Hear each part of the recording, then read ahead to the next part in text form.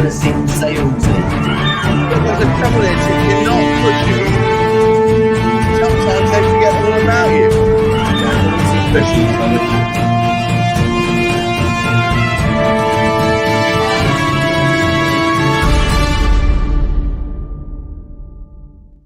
Willkommen, bienvenue. I think we need a title for this podcast. We've done so.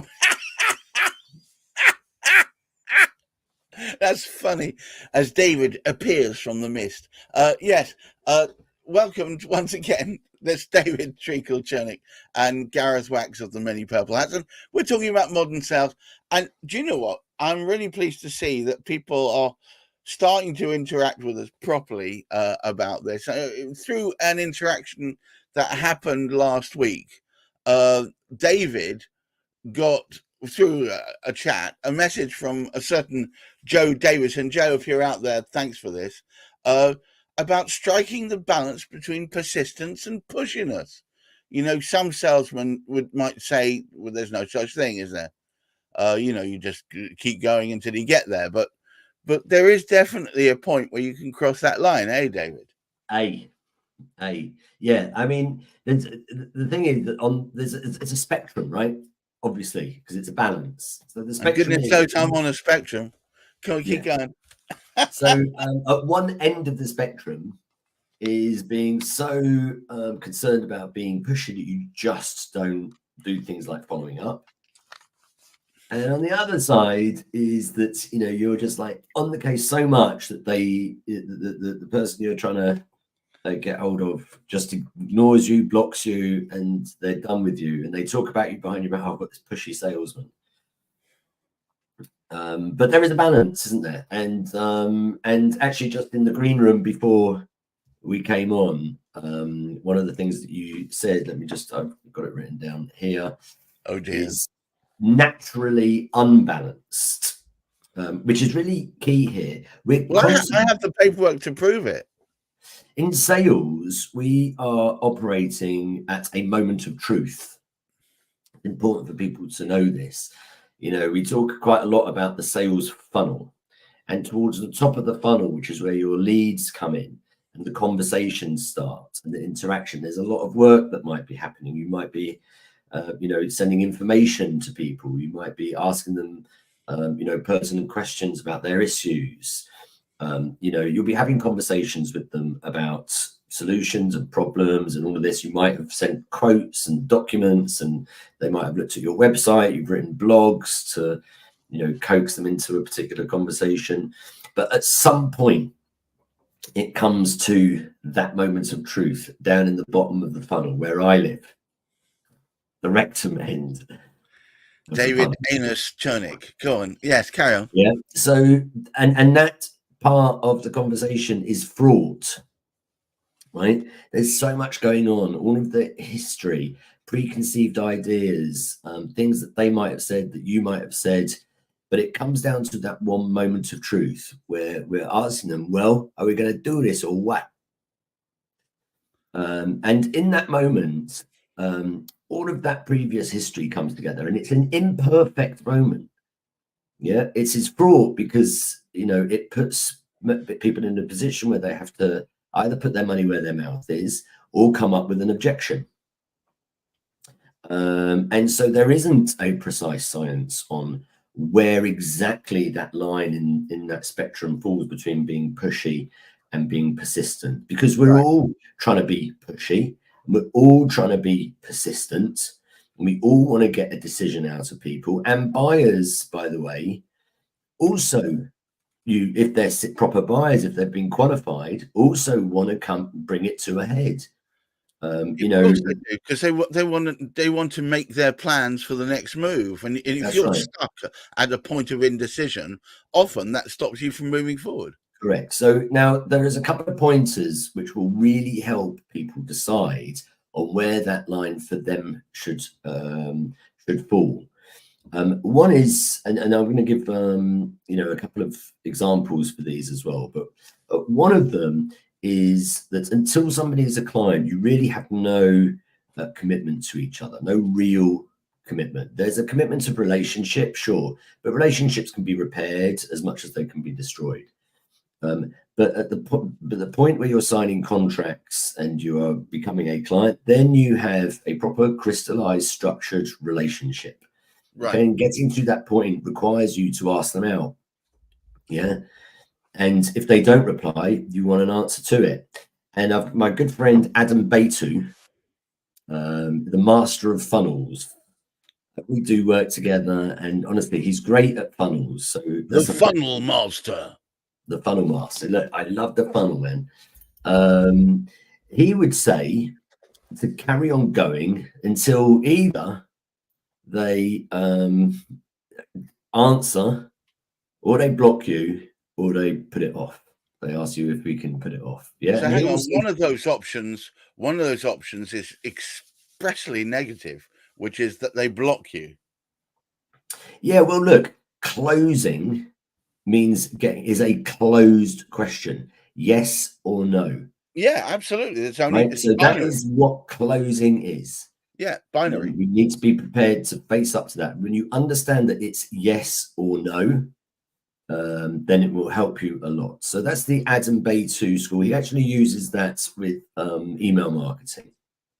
They just carry on emailing until they unsubscribe. They subscribe to the email. They can unsubscribe at any time, or they can make a decision to take it to the next stage. The other thing is this.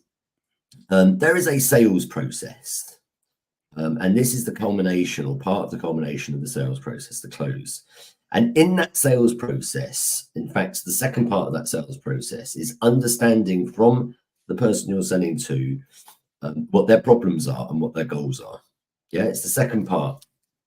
And we're really asking them, what problems, what hurdles are you facing that's stopping you achieve your potential, or whatever their overriding issue is. Right. Or it can be wrapped up in a sort of a more positive question: what goals do you have? And I always ask my clients to think about whether they are looking for problems or goals, whether they're looking for clients that have problems or goals. And people can say, well, both. And in fact, a lot of salespeople prefer to operate in the sort of the positive world, aspirational world of the world of the goals. However, I prefer dealing with people with problems. And there's a really important reason behind this. And all you have to do, if you're listening to this, is to think of your last big buying decision. Maybe you were buying a house, or a huge piece of software for your business, or a car, or hiring somebody. What was motivating that purchase? Was it because it was like an aspirational goal? I want to get a better car because it will get me from A to B in more comfort. Or was it to avoid a problem? I need to get a better car because the one I'm driving is just unreliable. Yeah, and it's slowing me down. So you can't sort of get somebody to say something is a problem when it's really a goal, or the other way around. You really need to understand from them, what are your problems or goals? Yeah, and if they express problems, these are things that have a timestamp. Because with that analogy of the car, if I need to get to A to B with more reliability because, I'm worried about breaking down and missing important appointments, it's timestamped. What happens if you don't buy that car? Well, I could lose a deal.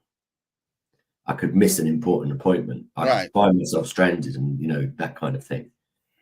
Right? So when does that need to be fixed? Now, or as soon as possible. The goal, on the other hand, when do you need to have a car that will get you from A to B in more comfort? When do you need that? Well, it'd be lovely to have it quickly, but if I don't get it, I'm just going to have to carry on driving this bad old automobile. So there's no timestamp. Yeah, very often with goals. Now, if you're armed with a timestamp because it is a problem avoiding purchase, then you are more empowered to be pushy. And by pushy or persistence, they're really, the same word for the same thing. They're different words for the same thing. You're coaching the person to make a decision. Yeah. Okay, you're not ready to buy now. You did tell me right at the beginning of this conversation that you're worried about your car breaking down and being stranded on these roads that you drive around the country. Right. You know, what are you going to be doing if you do break down? You know, reminding them of the problem that they told you, right? So that gives you, in a way, license to be persistent up until a point, because we always do things with consent, right? Right? Always. Yeah. So, you know, if they say to you, well, look, you know, you're being too pushy, give me another week, that's fine. I would treat that like an objection. Yeah, I'd follow my objection handling methodology, which by all means message me, anybody, and I'll give it to you. But you follow an objection handling methodology, and that's fine. But you don't, then they've withdrawn their consent for a daily call. Okay, but I would call people daily. And in fact, somebody who I used to do a lot of work for at Gartner Group, you know, would say that it's not really a closable deal unless you're able to speak at least every other day. Yeah. I mean, and it's a question that I would have asked my salespeople when I had direct reports, salespeople, that when did you last speak to them? It's been a couple of weeks. Well, they're not in the close box. No, yeah, because unless there's only one time where I'm going away on holiday for 2 weeks, and when I come back, I'm going away on holiday. Look, there are others as well. I mean, you might have a very long sales cycle, and things might be booked in diaries. But if it's booked in the diary, but if it's nothing's booked in the diary, right, and you're not speaking to them really right, at least every other day, then it's not in that close box.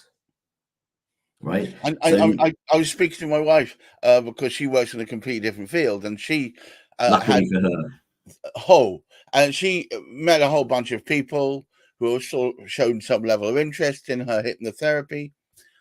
And after that, weeks passed, and I said, "So have you followed any of them up?" "Oh no, I didn't want to push them. I didn't want to. But have you told them how much your services cost?" "Well, yeah, one of them." "Well, did you ask them when they wanted to do it?" "Well, no, because they didn't want to push." This is the problem. If you've got nothing, no progress laid out, so nothing booked in the diary, it's not going to happen unless something changes, either on their side, which necessitates a close, or on your side, which promotes it. Now, frankly, there's the consent of the person you're contacting, but there is also your own consent to yourself. You know, do I consent for myself to pick up the damn phone every blimmin' day chasing this person? No, I'm worth more than that. I'm too busy for that. And for me, being able to have that call with somebody, listen, I'm calling you today to see if you're ready to go ahead. We spoke yesterday. You said you were ready to go ahead. If I sent you the contract, I've sent you the contract. Are you going to be that dude who I have to phone every day? Because, you know, that's going to be a challenge for me. I don't want to have to be, don't put me in that position. Now, obviously, I'm using very direct language here to demonstrate a point. But, you know, there are comfortable ways of saying that, you know, depending on your own personal style, you know, who you're talking to, and, you know, what you're comfortable to state. But I would say that I was on a call just before here, and I asked somebody a direct question, and they gave me a direct answer. They're more likely to do that if you're asking them a direct question. But the bottom line is that spectrum between being persistent and being pushy is going to be an uncomfortable spectrum. So recognize it's going to be uncomfortable because it is the moment of truth. But I think you have to accept it's going to be uncomfortable. There's no way that neither you nor any other sales specialist out there could ever find a way of making that smooth. You're going to have to live with that certain level of discomfort during that period. But if you've laid the ground properly, and you've got their consent, and it's a real relationship where you actually truly understand each other, then theoretically that the period of time during which it's discomfort will be shorter. For sure. Look, in reality, if you've gone through a sales process properly, it's going to be less uncomfortable. That's for sure. But, you know, let's face reality, which is that, you know, most people are not following a sales process rigorously and conscientiously. So when they get to the close, they haven't got all of their ducks in a row necessarily. Yeah, that shouldn't hold them back from closing. I mean, you can revisit the previous parts and should revisit previous parts of the sales process. We had one the other day actually with a client who got to the close and got an unexpected answer from the close. And it was very much because she hadn't, tackled one of those 5 steps in the sales process as well as she thought. That's just the reality of the world we live in. Okay. We can become more disciplined and better at it. That comes with practice. Most people don't practice. That's why I'm around. I make them do their press ups and practice that stuff. But if you haven't, you still want to be closing them, right? And so it is going to be uncomfortable. But, it's kind of akin to jumping into a swimming pool. It's that level of discomfort. It's going to be cold at first, perhaps, but, within moments, you'll become accustomed to it and you'll be pleased that you did it. It's that time. It is that time again, David, where you need to do a summary. A summary. I would quite like to have a jingle for the summary. What's our jingle? You're the musician.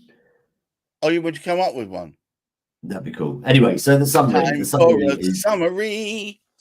is that balancing persistence and pushiness is always going to be a spectrum, and it's not being purely pushy and purely persistent that is the normal range. The normal range is in the middle. It's going to be slightly uncomfortable and slightly pushy, and it's going to be slightly persistent. On the one hand, if you're not speaking to somebody or touching somebody regularly, like daily or at least every other day, then you're probably not as close to closing as you think you are, unless you have agreed dates booked in. And secondly, what was the second thing? I think it's all about setting up. If you haven't got the ability to have expectations that come out to be as reality, if you're constantly being surprised by what the other side is doing, then you probably aren't very close to the close. And I think if you do have things laid out in the calendar, events that are coming up with them, then you probably it's about making sure that you're doing it with consent and that both sides are on the same field of play. I think oftentimes you find that your potential I've remembered now. Your potential clients are different. So, yes, so that's all relevant to that first point, is about the pushy versus persistent. And the second thing was that consider whether this is solving a problem purchase or whether this is an aspirational goal. Right. Purchase. Because if it's a problem purchase, it gives you license to be on their case harder. Well, because you can point out that delay is exacerbating the very problem you came to them for. But if it's an aspirational process, you can very easily test whether it's a problem or a goal by when in one of these pushy or persistent calls, just asking them the question. I was just wondering, what would happen if you didn't go ahead with this at all? Ask that question, you'll find out whether it's a problem or a goal. Excellent. So, guys, it's always my weekly pleasure to spend this time with David while we disseminate modern sales or specific issues. In this case, it was all about balancing persistence and pushiness. Next week, we're going to be announcing it from here on in the form of a bookable event on LinkedIn. So watch out for that. It should pop up later today, and there'll be hopefully something that you can all come along to, and hopefully give us some feedback as well. That would be useful. Until then, David, it's been a joy as ever, and I wish all of you a wonderful rest of the week, and of course, great mental health. Bye bye now.